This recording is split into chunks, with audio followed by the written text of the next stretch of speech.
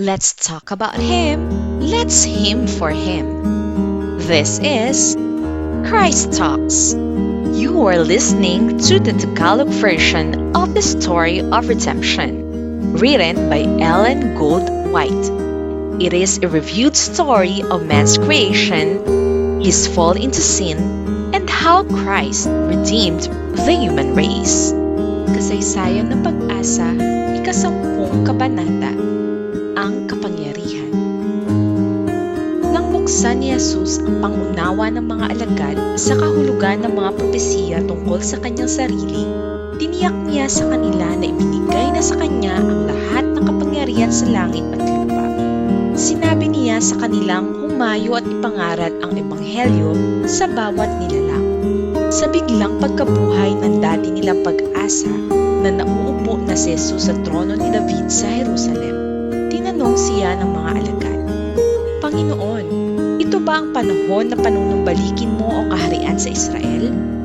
Iniwan sila ng tagapagligtas na nakabitin tungkol dito sa pagsagot na hindi para sa kanila na malaman ang mga oras o ang mga panahon na itinakda ng Ama sa pamamagitan ng kanyang sariling otoridad. Nagsimulang umasa ang mga alagad na iimpluwensyahan ng kahangahangang pagbaba ng banal na espiritu ang bayang Hudyo na tanggapin si Jesus. Hindi na nagpaliwanag pa ang tagapagligtas. Alam niyang kapag dumating na sa kanila ang banal na espiritu, sa buong sukat nito, maliliwanagan ang kanilang mga isipan. Lubos nilang mauunawaan ang gawaing nasa harap nila at ipagpapatuloy ito kung saan niya ito iniwan. Nagtipon ang mga alagad sa silid sa itaas na nakikiisa sa panalangin sa mga sumampalatayang kababaihan, kasama si Maria na ina ni Jesus at ang kanyang mga kapatid.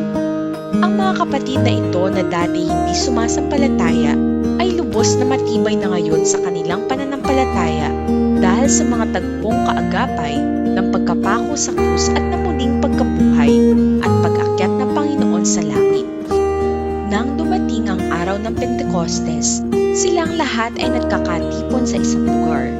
Biglang dumating mula sa langit ang isang ugong na gaya ng isang humahagipis na hanging malakas at pinuno nito ang buong bahay kung saan sila'y nakaupo.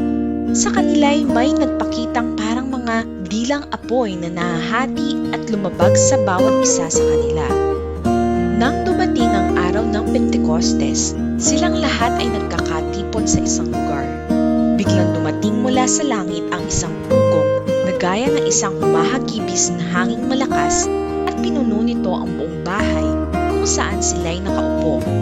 Sa kanila'y may nagpakitang parang mga dilang apoy na nahahati at lumapag sa bawat isa sa kanila. Silang lahat ay napuspos ng Espiritu Santo at nagsimulang magsalita ng iba't ibang wika ayon sa ipinagkaloob sa kanila ng Espiritu.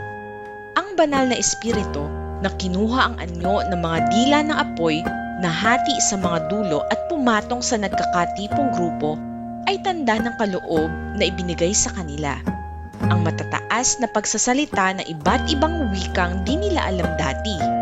Ipinahiwatig ng itsurang apoy ang maalab na sagisag ng paglilingkod nila at ang kapangyarihang sasama sa kanilang mga salita.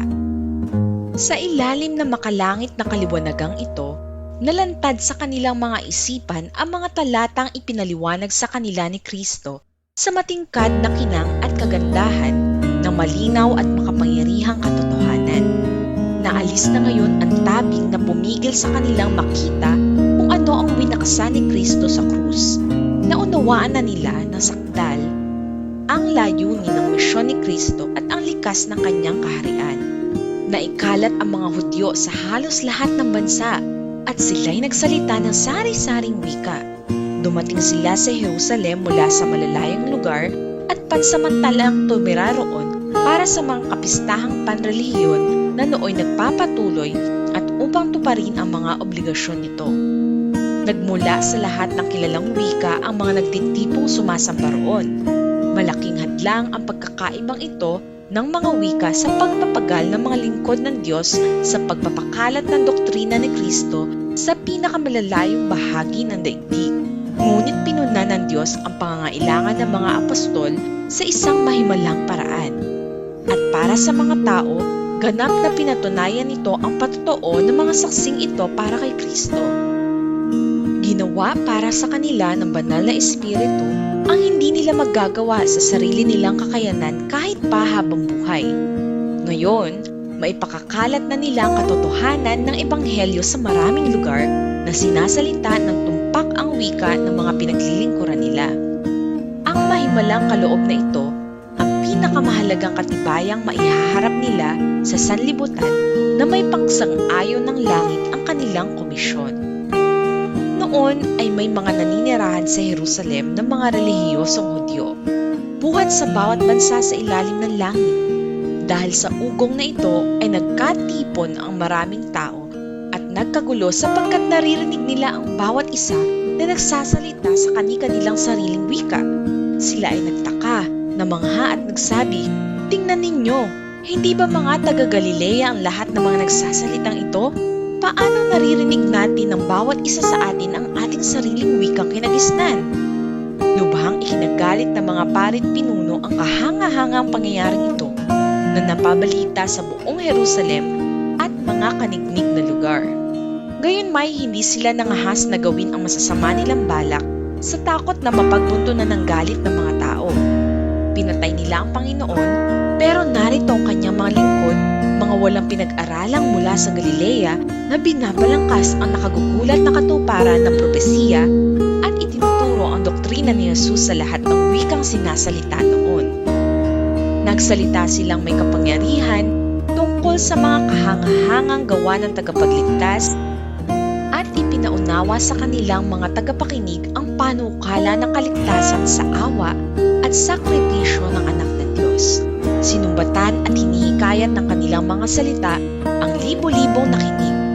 Napalis ang mga tradisyon at pamahiing itinuro ng mga pari sa kanilang mga isipan at tinanggap nila ang mga dalisay na katuruan ng salita ng Diyos. Ipinakita sa kanila ni Pedro na ang kanilang nakikita ay siyang tuwirang katuparan ng propesiya ni Joel, kung saan inihula nito na ang ganoong kapangyarihan ay darating sa bayan ng Diyos upang iangkop sila para sa isang espesyal na gawain. Direktang tinunto ni Pedro ang pinagmulang angkan ni Kristo pabalik sa marangal na sambahayan ni David. Hindi niya ginamit ang alinmang katuruan ni Jesus upang patunayan ang tunay niyang kalagayan. Dahil alam niyang napakatindi ng kanilang mga maling palagay, ano pat hindi ito magkakaroon ng epekto. Sa halip, itinuro niya sila kay David na itinuturing ng mga Hudyo na kagalang-galang na patriarka ng kanilang bansa. Ang sabi ni Pedro, sapagkat sinabi ni David tungkol sa kanila, "Nakita ko ang Panginoon na laging kasama ko, sapagkat siya'y nasa aking kanang kamay, upang wag ako matinag, kaya't nagalak ang aking puso at natuwa ang aking dila, gayon din ang aking katawan ay mananatiling may pag-asa. Sapagkat hindi mo hahayaan ang kaluluwa ko sa Hades na ipahihintulot man ng iyong banal ay makakita ng kabulukan." Dito'y pinakikita ni Pedro na hindi maaaring at tinutukoy ni David ay ang kanyang sarili, kundi si Jesucristo talaga. Namatay si David na natural na kamatayan tulad na iba pang mga tao. Ang kanyang libingan kasama ng pinagpipitagang alabok nito ay iningatan at inalagaan ng gusto hanggang sa panahong iyon. Bilang hari na Israel at propeta na rin, si David ay bukod tanging pinarangalan ng Diyos. Sa propetikong pangitain, ipinakita ng Diyos sa kanya ang buhay at ministeryo ng Kristo sa hinaharap. Nakita niya ang pagtatakwil, paglilitis, pagpapako sa krus, paglilibing, muling pagkabuhay at pag-akyat sa langit. Nagpatotoo si David na ang kaluluwa ni Kristo ay hindi binayaan sa Hades o sa libingan, ni ang kanyang laman ay nakaranas ng pagkabulok. Ipinakita ni Pedro na tinupad ni Jesus na taga Nazaret ang propesiyang ito. Sa katunayan, binuhay siya ng Diyos mula sa libingan bago pa makaranas ng pagkabulok ang kanyang katawan. Siya ngayon ang dinadakila sa pinakamatayog na kalangitan. Sa di malilimutang okasyong iyon, marami sa mga tao ang hanggang ngayon ay pinagtatawanan ang kaisipang anak ng Diyos ang isang hamak na taong tulad ni Jesus. ay lubusang nakumbinsi ng katotohanan at kinilala siya bilang kanilang tagapagligtas. 3,000 katao ang napadagdag sa iglesia. Nagsalita ang mga apostol sa pamamagitan ng kapangyarihan ng banal na espiritu at walang kayang makipagtalo sa kanilang mga salita.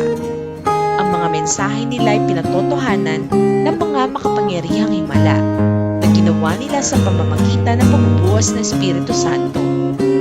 Ang mga alagad mismo ay nagulat sa mga resulta ng pagpapamalas na ito sa kapangyarihan ng Diyos at sa mabilis at malaking ani ng mga mananampalataya. Lahat ng tao ay napuno ng pagkamangha. Ang mga hindi nagsuko ng kanilang panghusga at pagkapanatiko ay nalipos ng husto ng paghanga anupat hindi sila naglakas loob. Natangkaing patigilin ang makapangyarihang gawain sa salita man o karasan at nahinto ang kanilang pagsalungat pansamantala. Gaano man kalinaw at nakakakumbinsi, ang mga argumento lang ng mga apostol ay hindi sapat upang alisin ang mga maling palagay ng mga Hudyo na kumalaban sa napakaraming katibayan. Subalit ipinaunawa ng banal na espiritu ang mga argumentong iyon sa kanilang mga puso gamit ang banal na kapangyarihan. Ang mga salitang iyon ay animo, matutulis na pana ng makapangyarihan sa lahat. Ipinadama ng husto sa kanila ang kanilang kasalanan sa pagtatakwil at pagpapako sa krus sa Panginoon ng kaluwalhatian.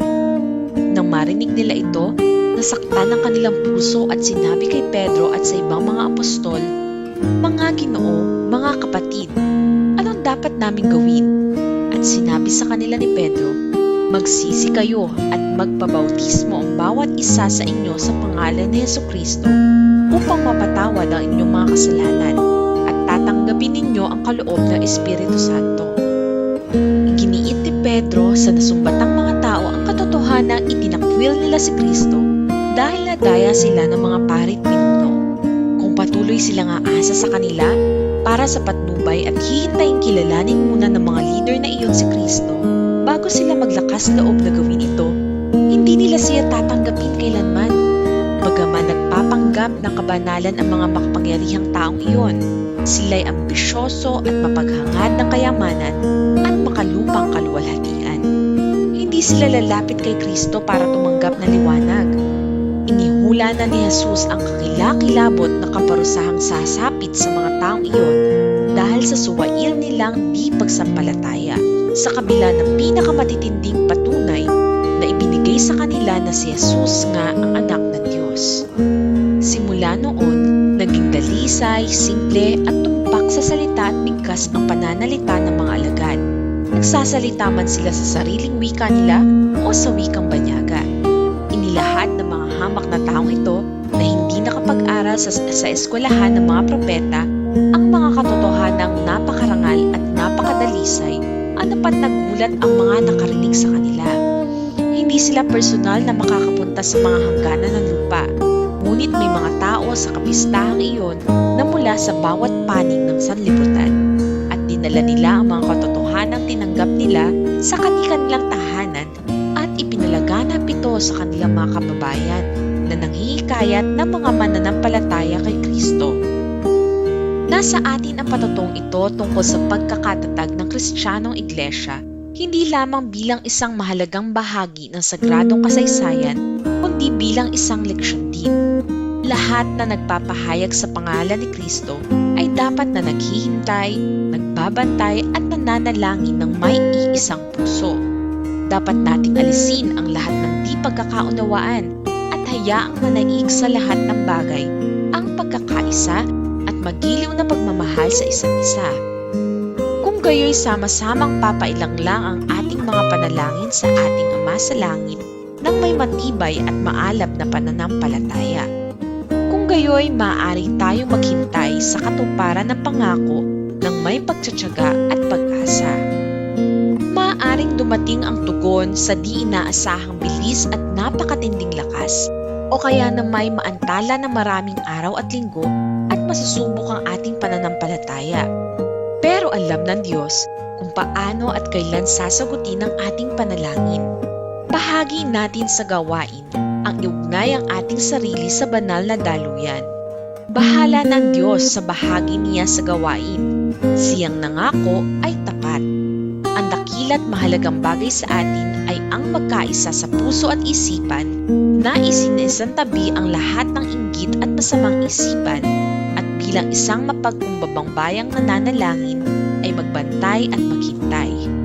Si Jesus na kinatawan at ulo natin ay handang gawin para sa atin ang ginawa niya para sa mga nananalangit nagbabantay noong panahon ng Pentecost. Subscribe for more updated episodes on Christ Talks and share it to your friends. God loves you and He truly cares for you. Time is precious and is running out. Eternity beckons all of us and it won't be too long. Jesus is coming soon.